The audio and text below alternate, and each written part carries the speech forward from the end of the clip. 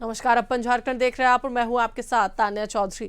झारखंड के मुख्यमंत्री हेमंत सोरेन को विदेश मंत्रालय ने 20 सदस्यीय प्रतिनिधिमंडल के साथ विदेश यात्रा करने की अनुमति दे दी है। सीएम प्रतिनिधिमंडल के साथ 19 से 27 अप्रैल तक निवेशकों से मिलने स्पेन और स्वीडन जाएंगे। सीएम के साथ उनकी पत्नी और गांडे से विधायक कल्पना सोरेन, मंत्री सुदिव्य कुमार सोनू समेत कई अधिकारी विदेश यात्रा पर जाएंगे।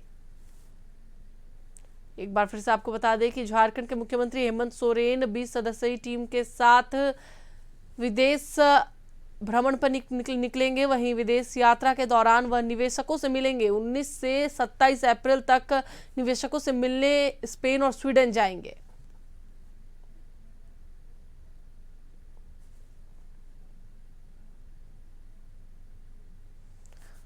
झारखंड के मुख्यमंत्री हेमंत सोरेन 9 दिनों के विदेश दौरे पर जाएंगे। उनके साथ 20 सदस्यों वाला प्रतिनिधिमंडल भी रहेगा। क्या है इस दौरे का मकसद और किन देशों का दौरा करेंगे हेमंत सोरेन, इस रिपोर्ट में देखिए।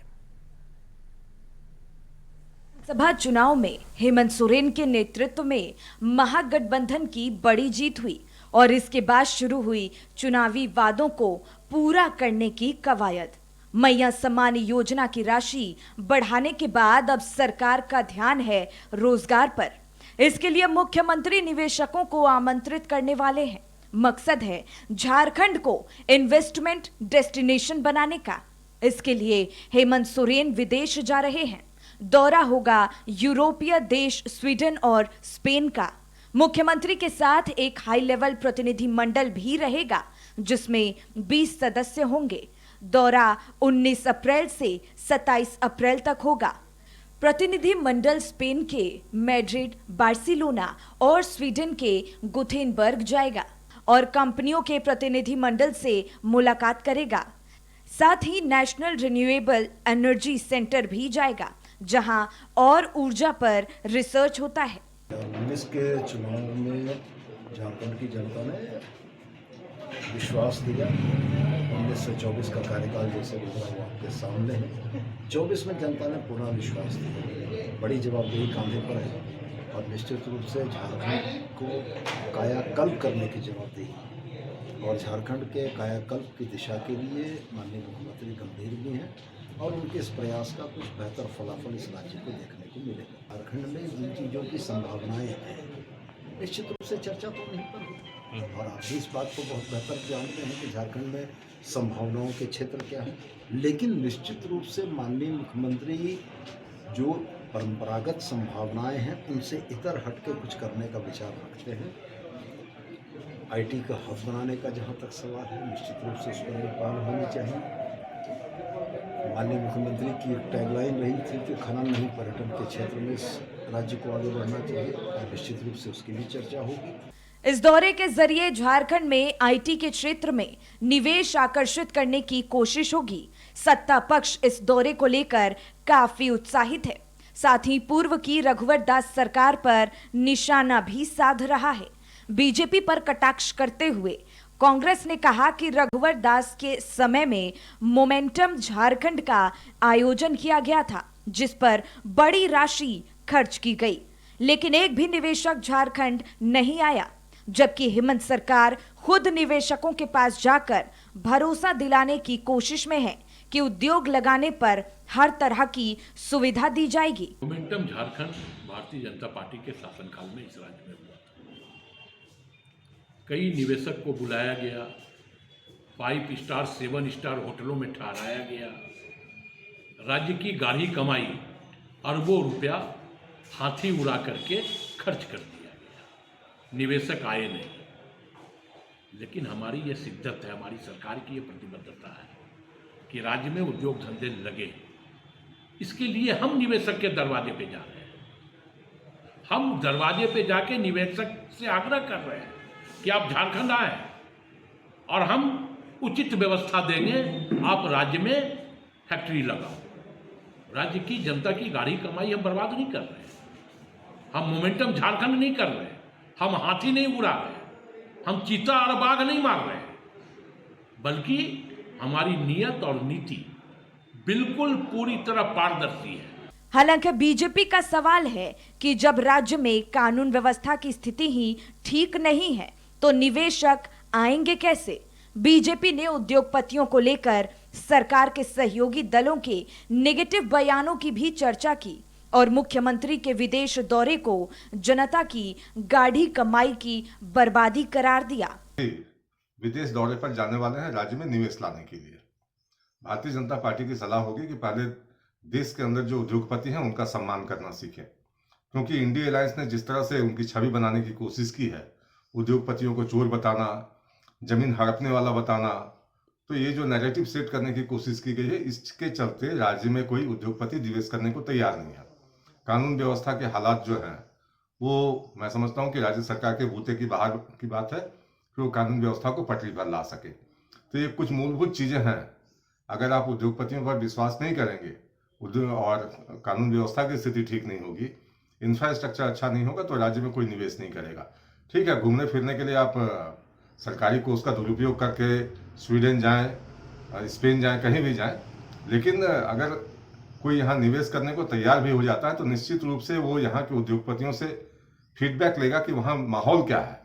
पिछले हफ्ते देश के बड़े उद्योगपति गौतम अडानी ने मुख्यमंत्री हेमंत सोरेन से मुलाकात की थी और अब सीएम निवेशकों को बुलाने विदेश दौरे पर जा रहे हैं।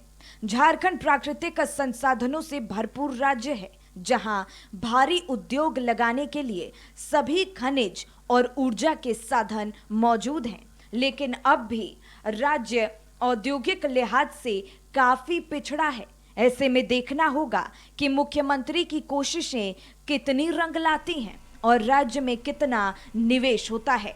रांची से कशिश न्यूज के लिए संतोष कुमार की रिपोर्ट। इसी पर अधिक जानकारी के लिए हमारे साथ हमारे सहयोगी विशाल जुड़े हुए हैं, उनसे बात करेंगे।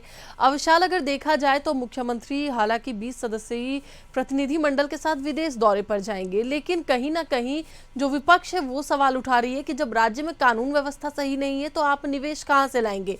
ऊपर से यह भी कहा जा रहा है कि जब आप अपने देश के ही जो बिजनेसमैन हैं उन्हें अगर आप गालियां देंगे तो फिर बाहर से आप किस तरीके से निवेश लेके आएंगे।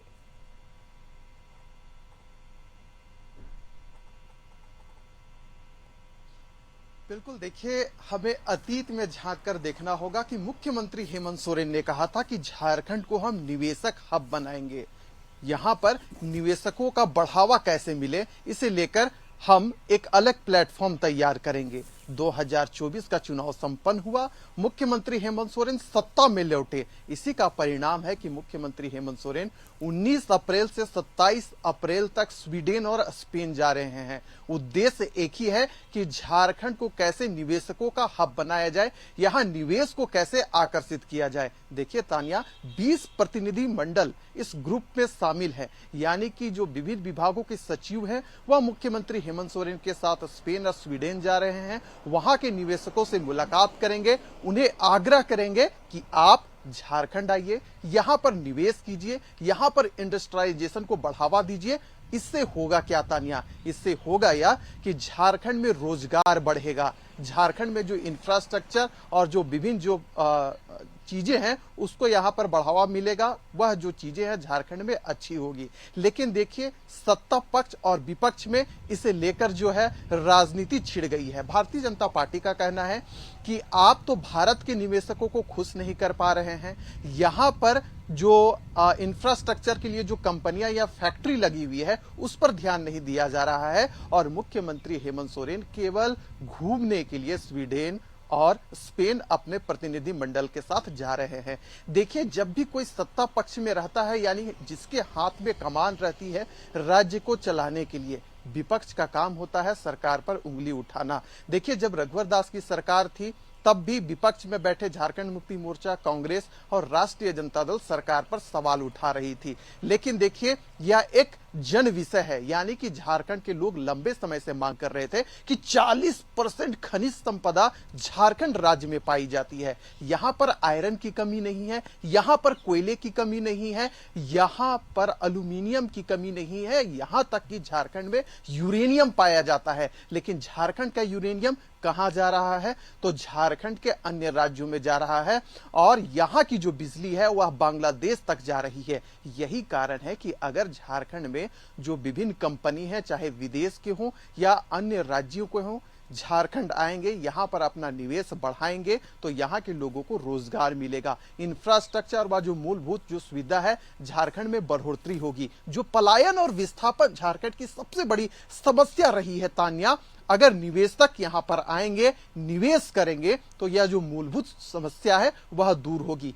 यही कारण है कि मुख्यमंत्री हेमंत सोरेन सत्ता में आते ही इस प्रकार का फैसला ले रहे हैं। हालांकि विपक्ष कुछ भी कहे, लेकिन देखिए झारखंड में निवेशक आएंगे, केंद्र हब बनेगा तो इससे यहाँ के लोगों का ही फायदा होगा। लेकिन देखिए विपक्ष अभी उंगली उठा रही है और सरकार पर सीधे सवाल पूछ रही है। बिल्कुल विशाल, लेकिन सवाल पूछे क्यों जा रहे हैं, बात ये भी उठता है कि आखिरकार जब राज्य के लिए कुछ बेहतर होने वाला है तो फिर सवाल क्यों उठ रहे हैं, क्यों विपक्ष इस बार इस बात को उठा रहा है?